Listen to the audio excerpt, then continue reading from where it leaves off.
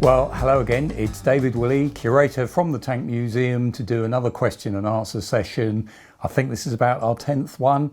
And if you haven't seen the format before, I've got some questions that people have either put in the comments or emailed in, and I'm going to try and answer those. And at the same time, because we're an independent charity, the museum is closed at the moment, I've got a few stock items from our online shop that's still open that you might be interested in, and so I'll be doing a little bit of trying to sell things. And as I say each time, thank you so much for your comments. Thank you so much those of you who've been buying things from our online shop. It is our only source of income at the moment, and fingers crossed we are preparing to reopen the museum. Obviously there's a lot of things we've got to go through at the moment, keeping social distancing, working out the best system of doing this in the future, and we'll keep you informed. Obviously look at the website, we'll be keeping everyone informed about that as how progress goes. But meanwhile, there's these question and answers, there's other films we put out. Do have a look if on our website. We put stuff out on Facebook and various other things as well. So hopefully we're giving you some content and something to keep us all going in these, as everyone keeps going on about, very interesting, very different times we're living through. But on to the questions. So I've got quite a few to get through, so let me start straight away. Neil Harris has asked about what's the real gist behind different engine types that go into armoured fighting vehicles. I think he was really talking about World War II, and what's the issue about diesel and petrol? What are those advantages? Now, as a topic as a whole, you know, this idea about how do you power a tank, we often go on about the three things that make up a tank. It's mobility, which is of course based on that engine power that's supplied inside the vehicle to give it automotive traction to get around the place. It's armour protection and it's firepower. Those are those three things. So engines are very important to tanks. And when tanks first come into service, the internal combustion engine, been around since the 1880s, they straight away went to find an engine that was already out there. There was no point trying to invent something new from scratch. This was a weapon of war that was being developed quickly to get into service, as I often say, to try and save British soldiers' lives on the Western Front. That's what they're aiming to do with those first tanks. And so they get the 105 horsepower Daimler petrol engine, sometimes called the Silver Knight engine, and that was being used for big agricultural tractors just before the First World War. Now that engine they use, they immediately start designing better tanks during the course of the First World War, and they go to a chap called Harry Ricardo, who's a British engineer, and they basically give a list of specifications to him.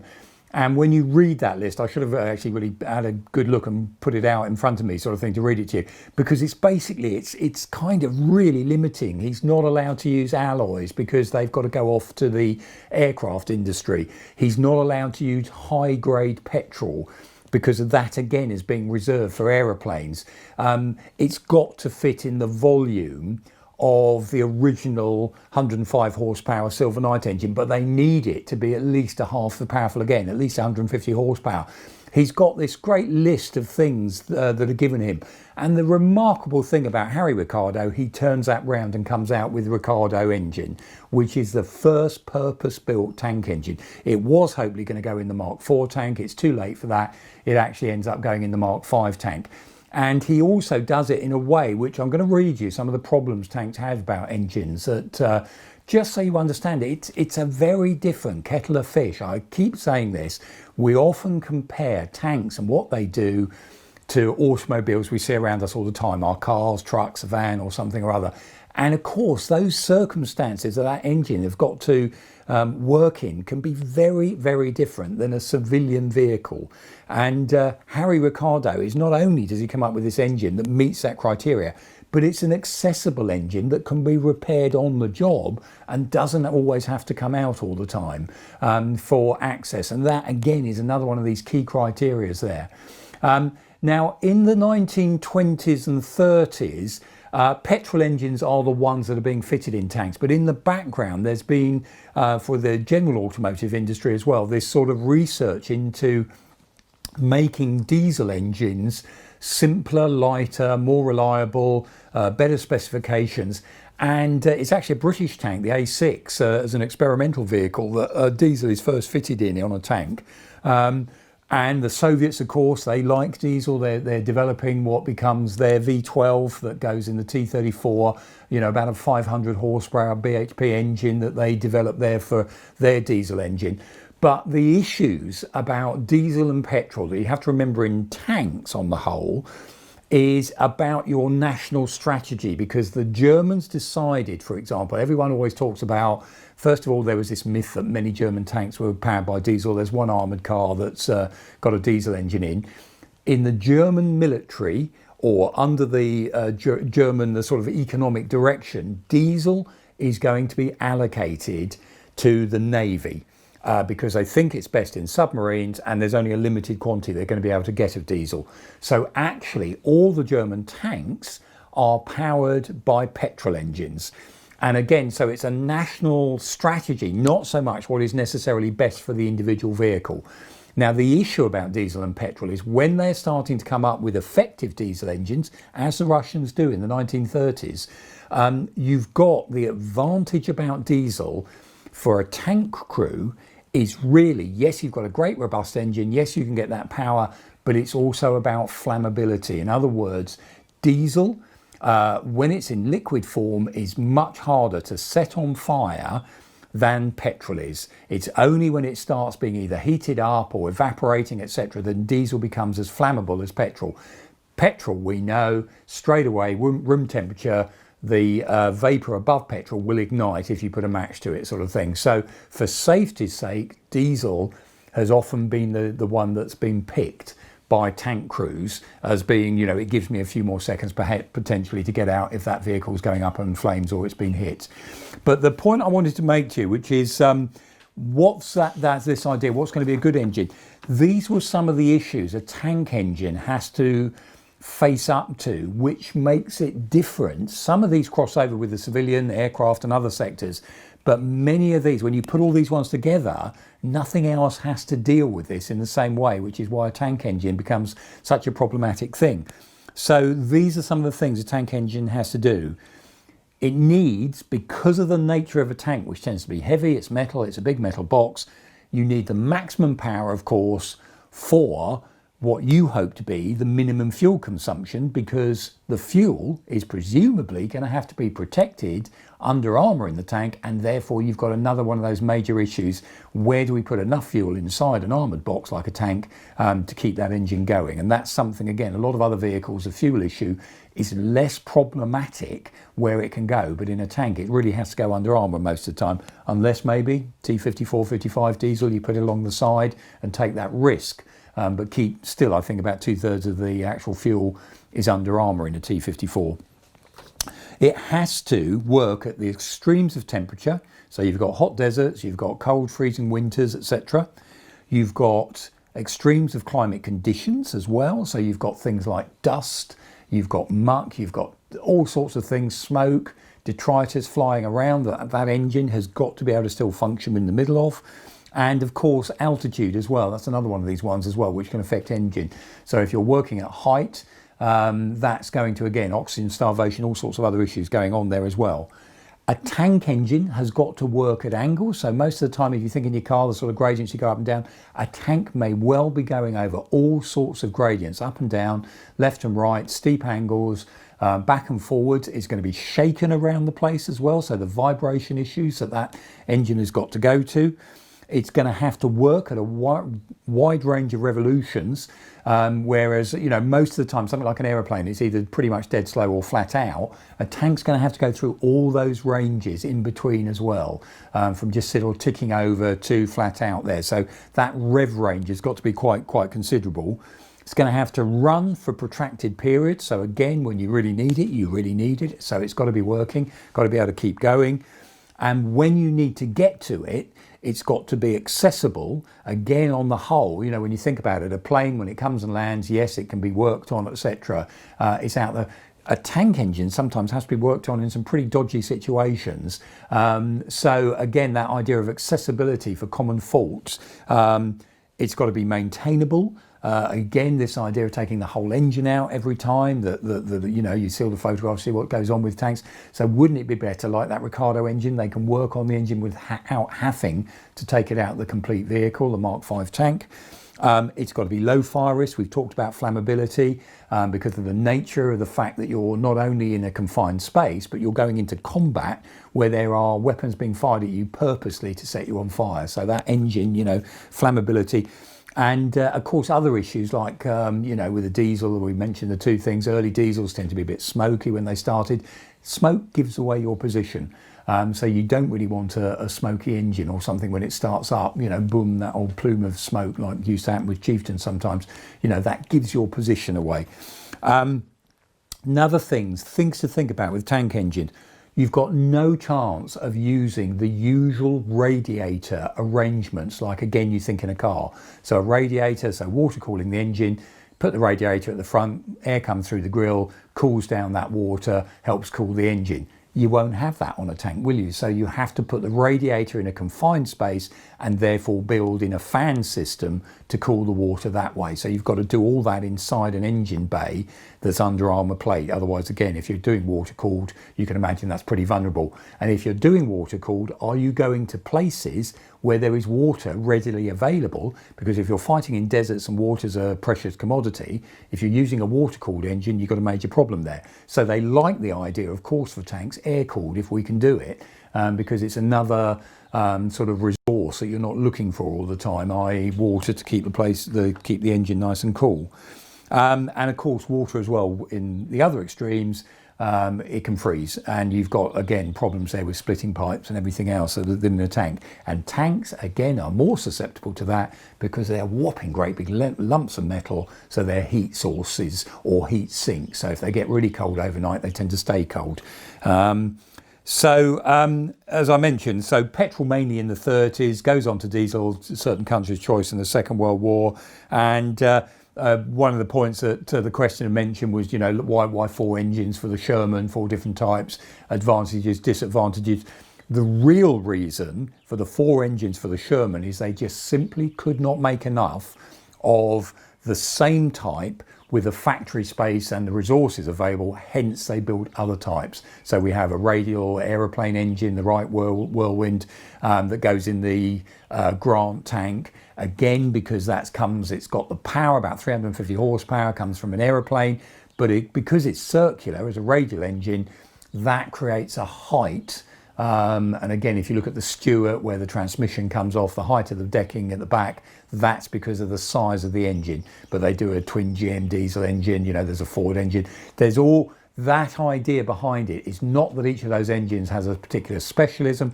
It's just simply to get a power from an engine from that number of factories that can make them to match the number of Sherman tanks that are going to be made by the Americans, which is something else to really work or to bear in mind. So I go into a little bit on there because I think tank engines, it is a topic that comes up all over the place, worth talking about, worth remembering the problems of the engineers with a tank engine, you know, how they've got all those issues they're going to have to match up to. So, and how through the period, you know, in Britain, for example, one of the issues was there was government taxes in the 20s and 30s. The larger your engine, the more you got taxed for it. So we didn't in Britain particularly develop that many big meaty engines for vehicles, whereas in other parts of the world that was going on. You know, think of America with you know, traction engines for the prairies and other things that way. Actually in Britain you were penalised if your vehicle engine was too big. So that was one of the problems Britain had, was trying to find reliable, powerful enough engines when rearmament starts in the later 1930s. And of course we end up, you know, the real issue is with the Merlin engine in Ford that's being developed and built for Spitfires and then Lancaster bombers and various other aircraft. Again, the aircraft have the priority, so it's only later that Rolls-Royce, they develop the Meteor engine based on that then becomes available, can start going in things like the Cromwell and then the Comet tank a little bit later on. Most tank engines these days, I think you'll find, of course, are diesel because of the safety elements, commonality of fuel. Now the British Army only has diesel powered vehicles in service.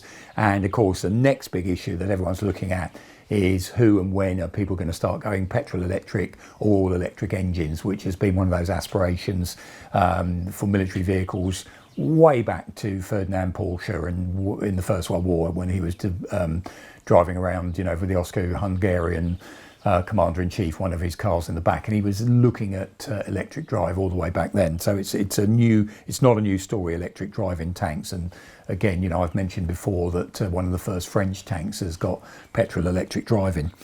So there we go about engines. Let's move on. Let's go another question or two. Kevin Burrows has asked the question about German tanks when they broke down. You know, I've mentioned at different times talking about the British, about Remy, about how Royal Army Service Corps before then, you know, how vehicles were recovered, who works on them, how do they get them repaired. There's a big system there in the British, American military, they have a different system. What do the Germans do?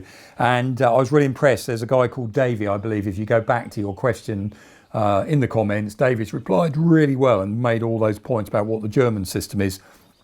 German system is much more based on you look after your own kit. Yes, you have mobile workshops with you, but it certainly doesn't have the spare part or the replacement part system in the same way as the Western Allies armies have. So, you know, the idea we took out stuff, sent it back and replaced it with a brand new thing. So much more of the German is machined in the field, repaired in the field. And if you're really interested in the topic, these are two books I'd recommend. Repairing the Panzers, there's the first one there, first volume, and Repairing the Panzers Part 2. And that goes into a fair old bit of detail, those two books. They're not cheap, but they are out there. And the people who've done the research, there's stunning photography again, but really looked into how the Germans do it. So that's a briefish answer on that one. But as I say, that Davey guy's replied to your question already very, very well. And one other small point I'd make as well, which is why recovery and repair is so important. Until the Bergpanther comes along, one of the problems the Germans had with their bigger vehicles is if it breaks down within sight of the enemy, they only had unarmoured recovery vehicles, things like a FAMO or an 8-ton FAMO half-track vehicle, to try and recover that. And when you think about that as well, that's also very problematic, because if you're in a soft-skinned vehicle trying to recover something that could still be under shell fire or in the equivalent of no man's land on the battlefield, there's a problem there. So the Bergpanther, it only arrives fairly late in the war. That's their first proper armoured, purpose-built armoured recovery vehicle that can recover those heavier weight German vehicles. Earlier on, they're having to use improvised vehicles or another tank to tow, which is never good practice sometimes. So that idea of the Bergpanther, that's going to mean you can recover some of your precious assets. If you've got a broken down Tiger or Panther, you're going to need that vehicle to do it. And earlier than that, they just didn't have them.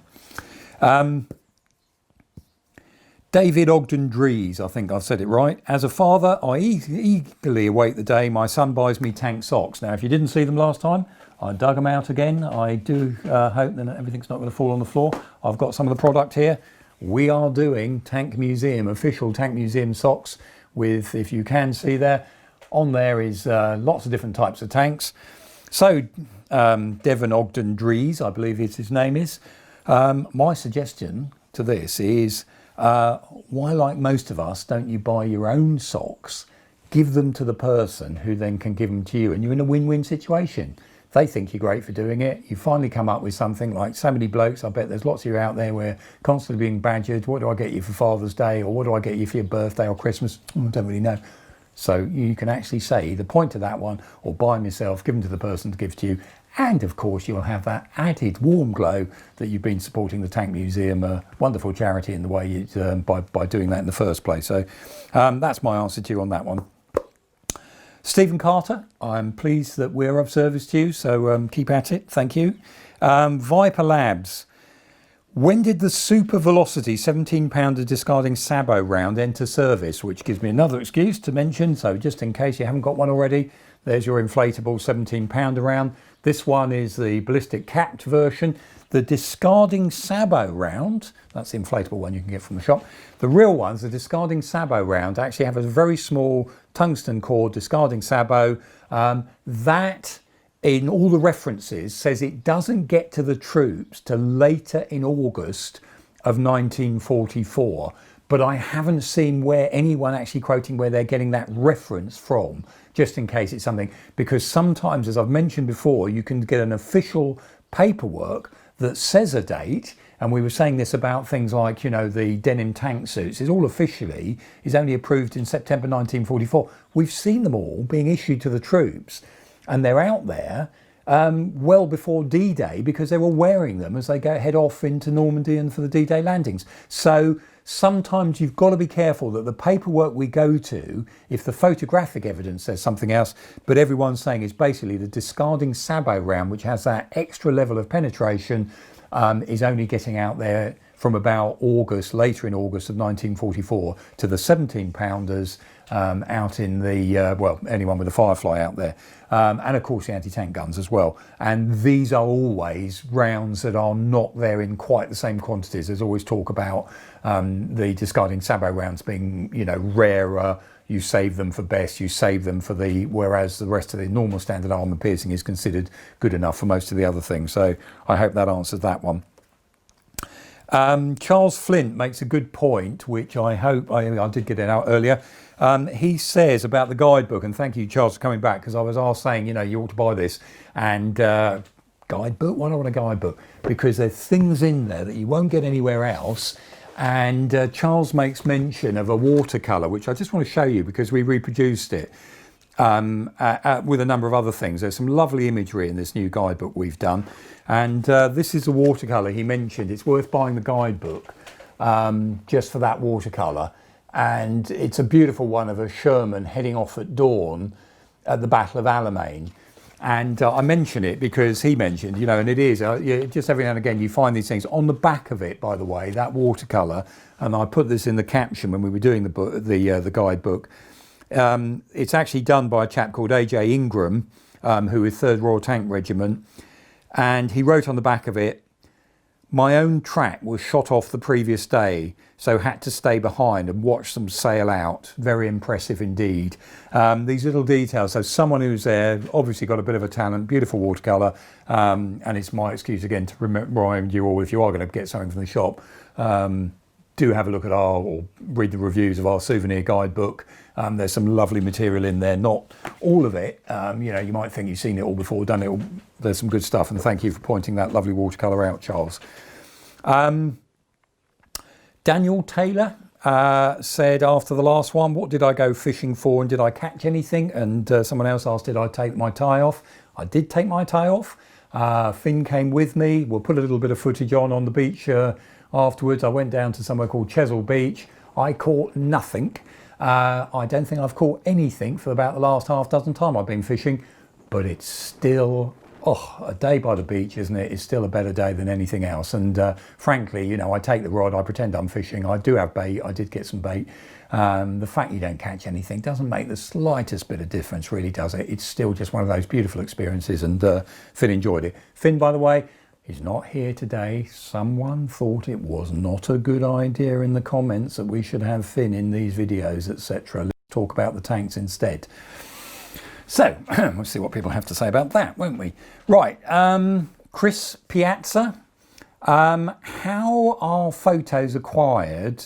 How do you find them? Or not how you find them, as in Chris, I believe, is trying to sort of, you know, if he wants to write something, do you go to eBay or archives or what goes on that way? We at the Tank Museum have, I think we've scanned over 250,000 images. We have loads more we have not scanned yet.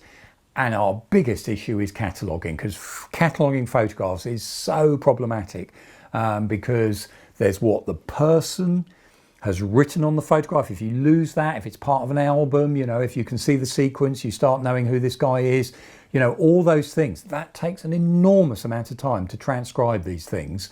And of course, in the past, the emphasis on what we copied and what we did with it was changed, because early days it was, you know, everyone wanted in an image just that image of something like, here's a Mark V tank in the First World War. That was what it was about. Now, of course, as the subject area expands, as family history expands, the fact on that photograph, there's 2 tank crewmen in the foreground and someone on the back said, this is me and Bob, you know, and dated it and everything else. That is, of course, now so precious to us. So in the early days when Everyone was just interested in that image as Mark V. Now we want to know, who are these guys? Can we actually, because again, what with the internet, what with people researching, there's so much more ways we can get data, information, etc. out there, that we can find, matching up landscapes, all sorts of things can go on. So that sense of being able to find more, of course, we almost want to do a continuous cataloguing process.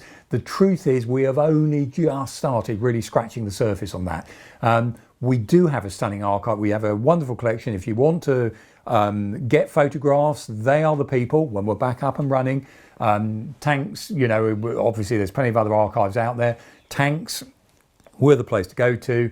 Do ask the question, try and refine it as best possible. So sometimes we send out what's the equivalent of like digital proofs sheets so you can see which one you want to order. There is a charge for that service and for a reproduction service. That's how we do it. And of course, over time, with private albums, official stuff, sometimes we get box loads of stuff still being handed in. We get it from the military, we get it sometimes from industry, we get still families, of course. They get to the point, something's in the attic, what do we do with this tin box? We know it's important. Some people, always advise, you want to scan it for the family, pass it round. Can you look after this material? Which is another one I would say, if you've got really nice stuff at home for your own family history or you collected things, spend a little bit extra. Ask for acid-free envelopes, Melanex envelopes, acid-free boxes to put it in, because it means the material, if it's precious to you, spend a little bit extra in looking after it. And that's why I always say to people sometimes, if you do want to give it to the Tank Museum, we'd love to accept material. Of course we would, if it's relevant to us or it's not repeating something we've already got. But gift it to us with the copyright so we can use it if you own the copyright, because there's no point us looking after material we can't use. There's what they call orphan material, lots of material in archives where people don't really know who owns it, but they're very frightened of using it in case they get sued by someone or whatever, or someone claims they own the copyright. That's something a lot of archives are having to face up to at the moment. So make sure you're happy that we use it if you're going to gift it to us. But the key one I would say as well is when you make that decision within a family, or it might just be your decision, what do I do with grandfather's wonderful album? If you're going to give it to the Tank Museum, great. We will give you a reference number so then it comes in. What we're trying to do is catalogue all the material that arrives, but even there's going to be backlogs, you can imagine at times. What we then do as well is I can say to you, or the Tank Museum at least can say to you, is that in the future, if you've got other family members later on get excited about the subject, or what did great-great-grandfather do, and they've now got an interest in that, at least you can then say, go to the Tank Museum, because that's where all the material is. So often, and it's many families, they treasure this material, they look after it, they know about it, it's in the right place, they are looking after it well. And then we get that other tragedy, which is, of course, where one side of the family or someone in the family just decides, let's get rid of it, make a couple of bob and flog it on eBay, or we haven't got room for it now. And of course, then somebody else later says, well, I was fascinated by that, or I'd really like now to have a look at what did that person in our family do in the war, or serving in tanks or something. So why that would be my argument. I would say that wouldn't I? I'm the curator of the Tank Museum, but at least if it comes to us, it's safe there.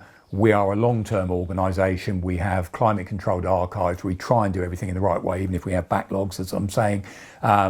And there's a central place there. So rather than, at the moment, I think I gave it to whoever, and we've all heard those stories, haven't we, where, he got divorced and lost it all in the, or something else, or even worse, there was a house fire, they lost it that way, or things just get mislaid. So that's another thing I would say as well, really clearly.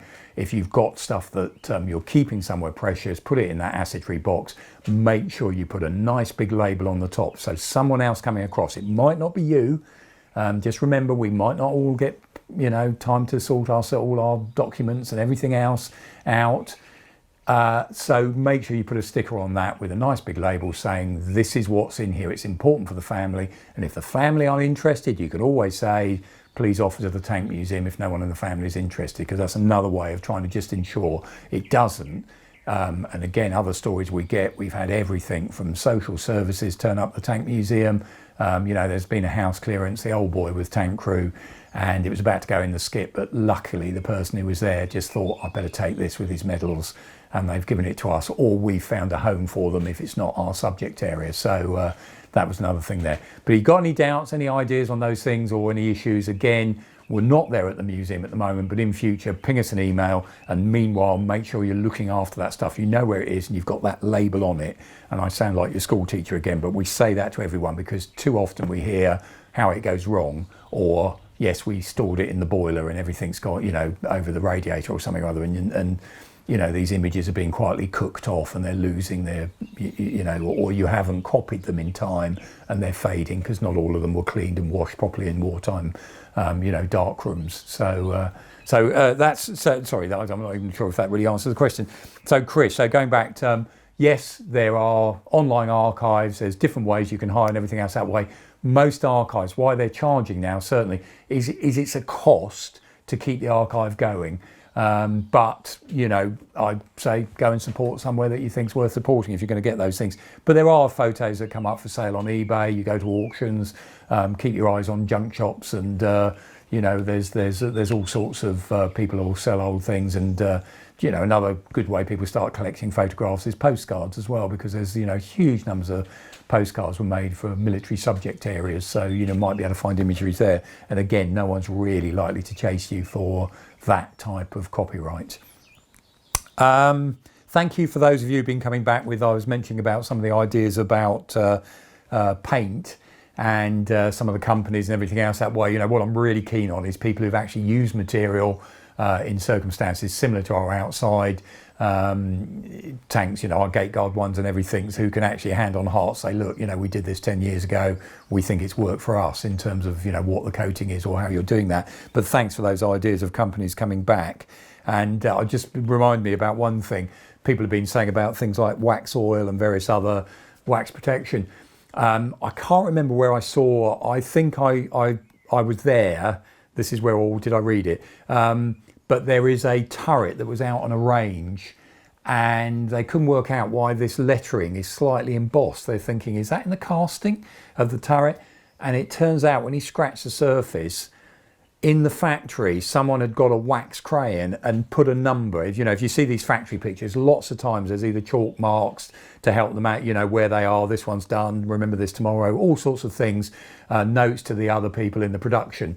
And someone had done this number on the side of this turret in wax crayon, and that wax crayon had protected the surface of this tank turret that then went on the ranges after its service life. Presumably the paint just sort of, shedded, flaked off one side on the weather where it was there, and it got to the point where the wax metal had actually rusted away, leaving this almost embossing where the wax number was, so it was a raised surface. So actually, there's one of those things that is absolutely fantastic if you could do something in wax. Again, what happens when it gets really, really hot? Will it all run away? But evidently this particular wax never came off, which is why it did that to that surface. So all these interesting things about how you might be able to preserve, but thanks for some of those ideas. John Mankino, I think it is, says, would you ever consider a modelling series? John, I'm kind of think I'm getting a bit old for the swimwear and everything, but it depends what you want me to model. But back in the days when I did that stuff, I was young and I needed the money. But if you think there's something I can model, well, I'll give it a go. Tom Gaylor, were compasses mounted to aid navigation on a tank? And surely they'd have a lot of distortion. Big issue for tanks and compasses, which took me to, again, out there's always somebody who knows something about this. This is a book by A.E. Fanning called Steady as She Goes, and it's about the Admiralty Compass Department that went to a place called Ditton Park, and they were asked by the Army to help come up with a compass system for its armoured fighting vehicles, because the problem, as you can imagine, you go anywhere near a heavy iron object, metal object that way with your compass, it alters its magnetic bearing. So they were constantly looking at ways to do this and certain times. So, for example, I was going to read you a couple of quotes in here, but it goes on quite a bit, but there's a lot in there. They would take tanks to Ditton Park, where this compass office was based, and they'd experiment with them, what would work, how could they do it. And one of the things they ended up doing is almost compasses on telescopes to get away from the main body and how far that was. So we've got one of those compasses on display because there's certain times where the compass is going to be essential. So for the DD Shermans, because they knew there'd be smoke, they knew there'd be all sorts of things going on as they're being launched, what if there's fog, etc. You really need to know you're heading in the right direction there. So they gave them a telescopic compass that actually went even above the screen, and we've got one of those on display at the museum next to our DD Sherman. But interesting, when I was reading this, because I was looking up beforehand, by 44 the British Army said forget it with compasses. They only ended up using compasses for special operations. So some were specially sent out, for example, for the Rhine crossing, similar issues, just making sure they're going ahead. But they did fit compasses in vehicle earlier in the war, but they abandoned the idea from about 44. And in there's a history of how the different compasses and different setups would give you a different level of accuracy. But early on, they were talking about 40% deviation, or 40 degrees deviation, and that's a lot if you can imagine that. Hence, so the British out in North Africa were using Bagnall's sun compass, is a much better way of doing it than the traditional magnetic compass. But if you're really interested in the subject, I would recommend Steady As She Goes, History of the Admiralty Compass Office. It's got about military compasses that they designed for AFVs in there as well. Adam Cooper, was the comet in Korea? I've seen this question before, it's floated around a bit. There is a photo, I think it's from IWM or something other, that's captioned, and it clearly says 7 RTR comet in Korea. I can find absolutely, and I think this is one of those questions that comes around in like a phase every now and again as someone looks at it and says, oh, hang on.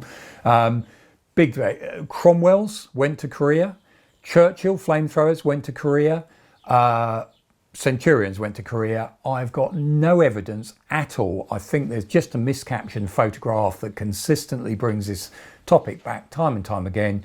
No reason for comets, no evidence for comets going to Korea, even though there was comets based out in Hong Kong.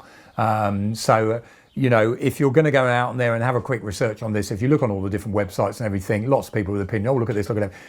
Like I always try and say, follow it back and see if you can find what's triggering that initial story. And I think in this case, it's one miscaptioned photo has probably got this going, because I can see no evidence in any of the units, official histories, etc., about comets being there.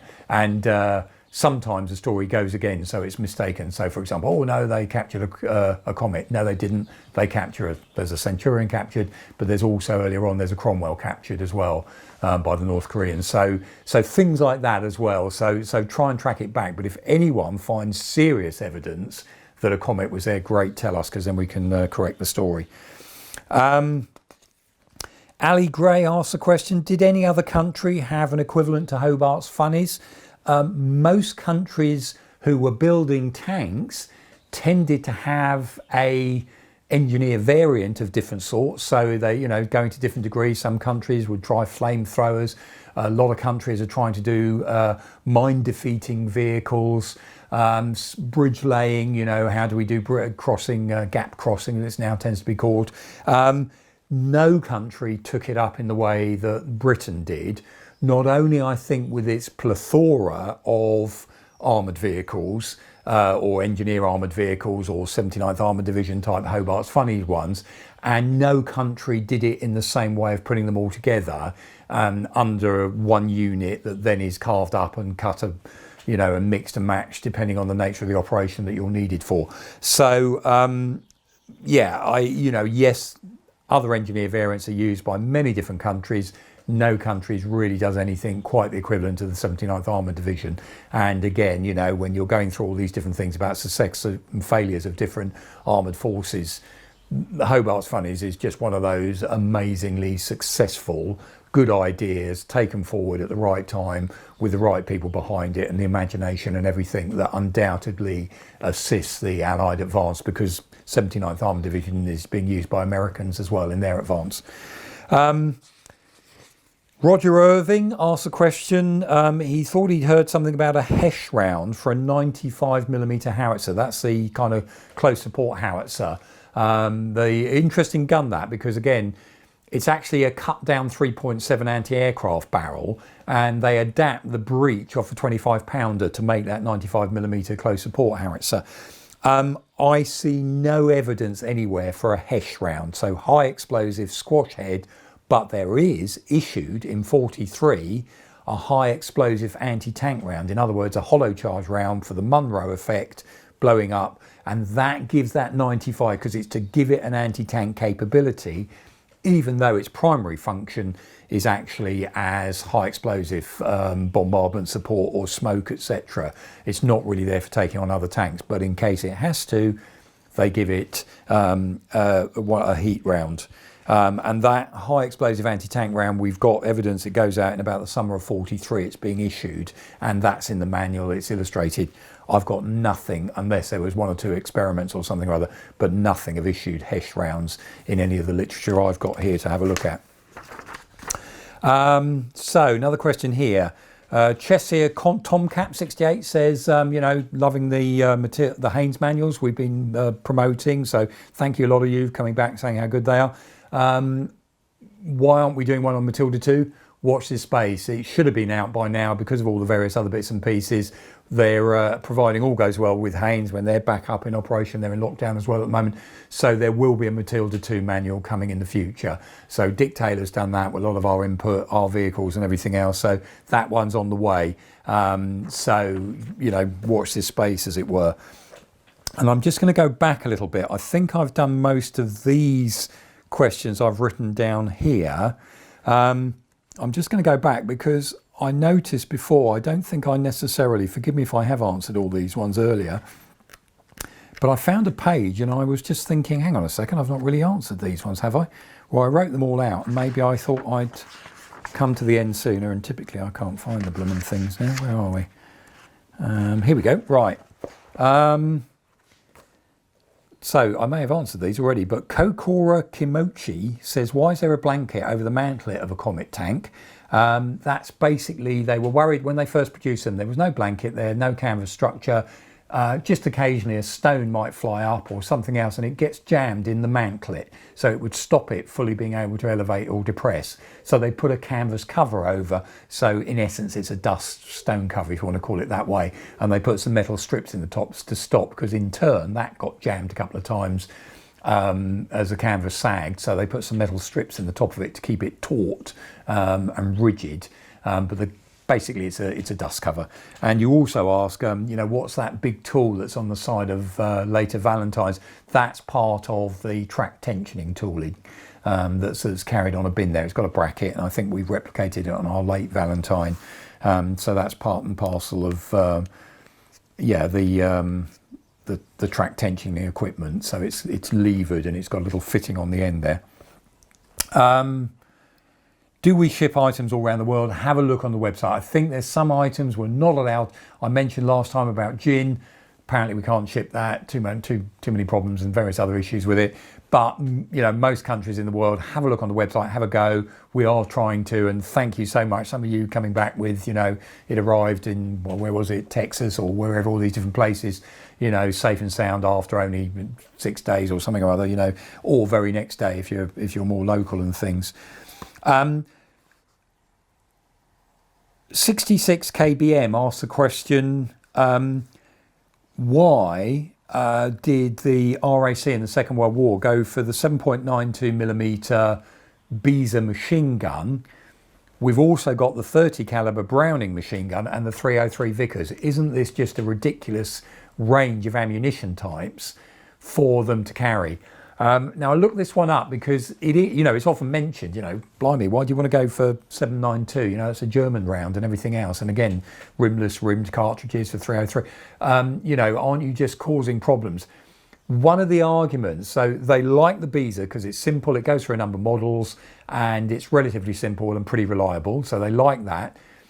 We were about to change our ammunition before the Second World War, and suddenly that was all put on hold because of the war coming. So they just think, don't start stopping the factories or retooling these different things. So they ended up carrying on with the 303 in the way we were. They carried on saying, yes, we'll make 792, even though the ideal would be, let's change it over to 303. And the part of the argument was also that even though it's two different types of ammunition, within the Royal Armoured Corps, their supply chain system was separate from most of the rest of the army, and therefore they can cope with this better than if it's just an army-wide problem that you're giving this different type of ammunition supplied to. So I think one of the arguments for doing it is actually it's only in the RAC this is going to be a problem. They're organised already, let them go ahead and do it. And if you actually look as well, it tends to be the American vehicles used by the British have got a 30 caliber Browning on, so they'll keep that. We'll keep the Bizu on our vehicles, and of course there may well be other 303 armed weapons, like a Bren gun or something else on that vehicle as well. There is a theory that they say about the Bizu, if you capture German ammunition, you could use it. What's the chance of that happening? It's bound to happen one-off every now and again, but this idea that you were going around trying to dig out 792 ammunition to fire from your Bizu is going to be hard pushed at times. So I think most rounds fired are going to be the ones that were British manufacture. So yes, you're right in pointing out the fact 3 different types of secondary armament cartridge cases sounds problematic. Actually, I think in practice it was less of an issue, and you don't hear them talking about it as an issue in combat so much. Model Nerd asked a question about, I mentioned in the camouflage one about painted backdrops at railway stations and everything, and I'm just going to read out what the caption says, because Model Nerd wanted to know where did I get that reference from. It's in this book called Disruptive Pattern Material, and there is a picture in the book of one of these trompe-l'oeil almost painted backdrops that they put over some railway lines. And the caption says, camouflage railway lines near the station at Pont-à-Mousson, 28th October 1915. Trompe-l'oeil screens like this were used to disguise approaching trains, extremely important in the transportation of munition supplies and troops to the front. And that's a photo that comes from the Imperial War Museum. So as I was mentioning, what they do is they put it over the tracks so it looks like there's nothing behind it, or it changes the angle of where the tracks are really going behind. So that idea of this painted deception, almost like theatrical scene setters design. So there's not much point in me holding up this a small black and white photograph, but that's a reference to it. So I hope that answers your inquiry there. And am I nearly getting to the bottom of them? What's the guitar riff at the beginning of these questions and answers? Have I mentioned this before? I don't know if I have, but it's Craig MacArthur, and it's called Half Measures. So it's one of these freebie ones we got off of YouTube or Google or somewhere. And McCartney Henderson, he emailed me and he said, was the Crusader 3 used at Alamein, and what battles was it really used in? Crusader 3 is one of those ones that we know we get to the point in the Crusader family with a 6-pounder gun on. One of the things that we also miss out on is actually there's a fair bit more reliability. By this stage, we're getting better with the Crusader, and it's actually a much, much better tank than the early Crusader models. And yes, we've got, I looked up here, and there was about 100 of them ready for the Alamein battle. So they are used at the Battle of Alamein, and they go on as well to be used in the Tunisian campaign. So they're used across chasing Rommel's forces as they retreat back across into Tunisia. But First Army also uses them. They're the force that's landing in Tunisia. So they also use a 6-pounder equipped Crusader. And they are used at Wadi Arakit, is probably the last battle in April 43, where they're being used in Tunisia that way. So it's one of those tanks where, sadly, in a way, when they've got the reliability with the Liberty engine, they've improved it, done other things. There's a speed of the Christie suspension, it's a 6-pounder, is a cracking gun. They get all that kind of right, and by this stage of the war, then all of a sudden, then we're starting to see other tanks. So the Crusader hull is continued to be built in Britain. We use it as the basis of that with the anti-aircraft turret on it and certain other things. But yeah, we don't then take the Crusader 3s across to Italy or Sicily or anywhere else. That's the end of their really wartime campaign. But they were there, McCartney, at the Battle of Alamein. Now, I do think that is, I'm finally there. Sorry about that one. So lots of questions answered. I'm pretty much at the end there. As ever, I've got some ideas for you. So some of you, I'm just going to have a slurp of my probably cold now tea from my I Love Tanks mug.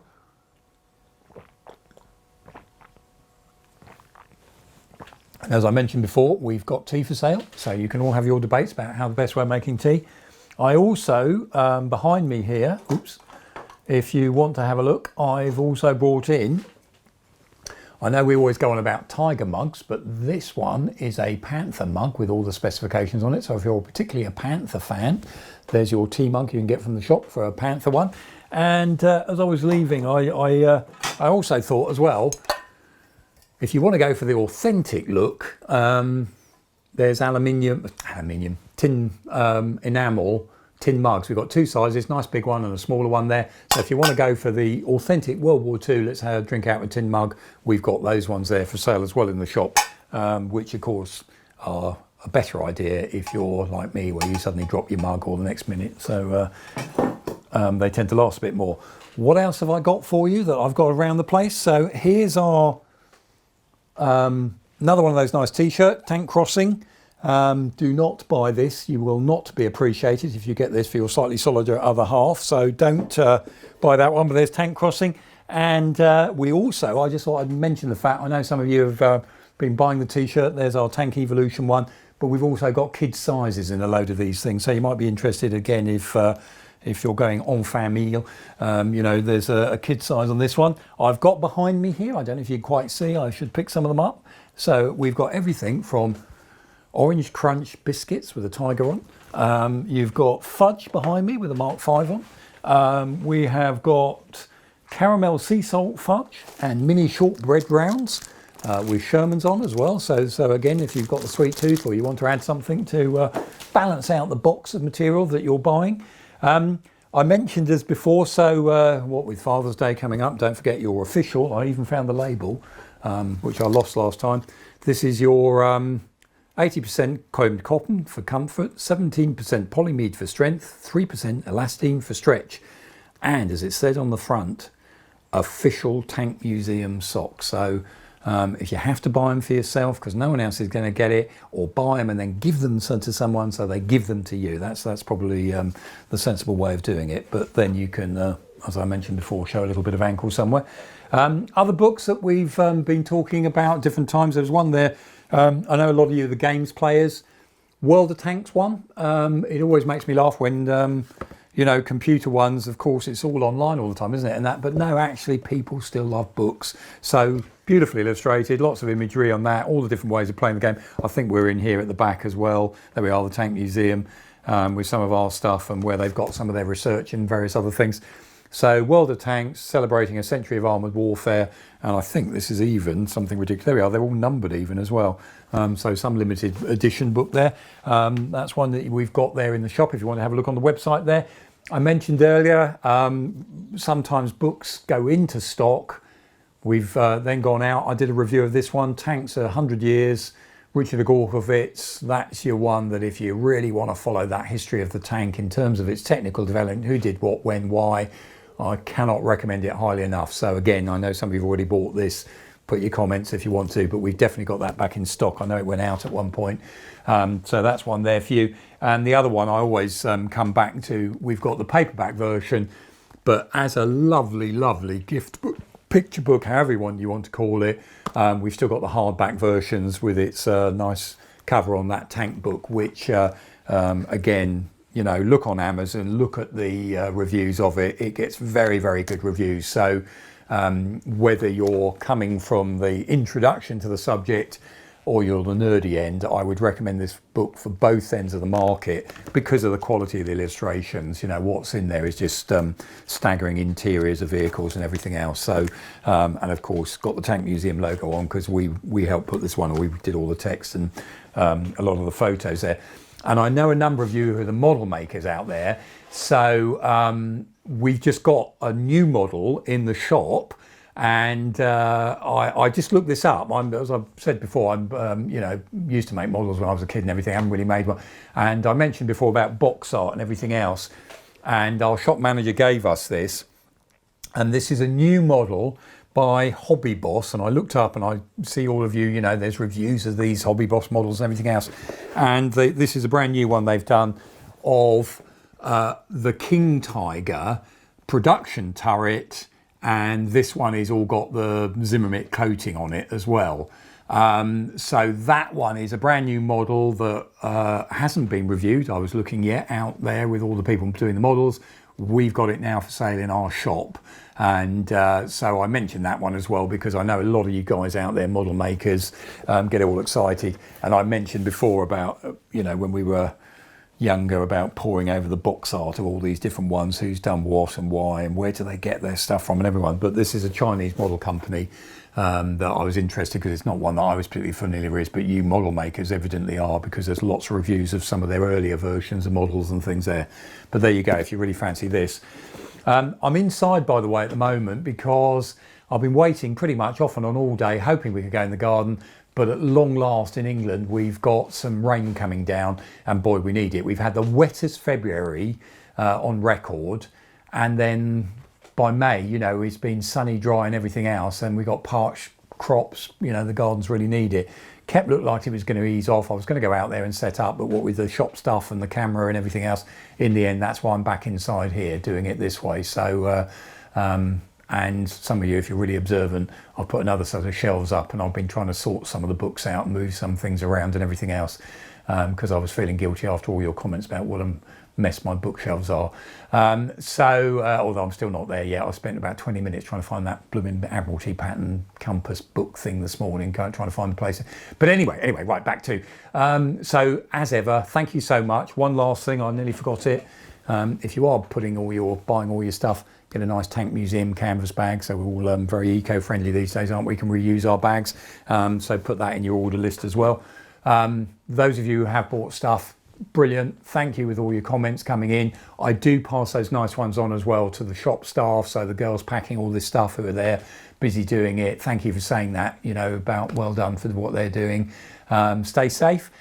We are going to try and keep you informed what's going on. We'll carry on doing these Q&As as long as we can, sort of thing. And hopefully the position, not just with us, but all around the place, is going to change. I know one or two of you asked questions as well about some of the other subject areas like REMI and everything.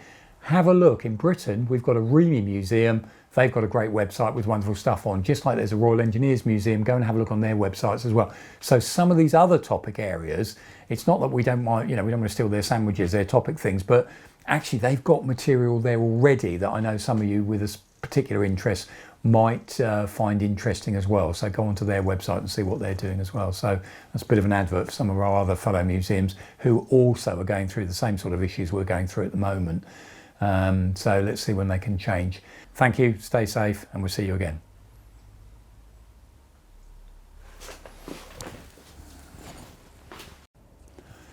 In these difficult times, obviously your support is really valued.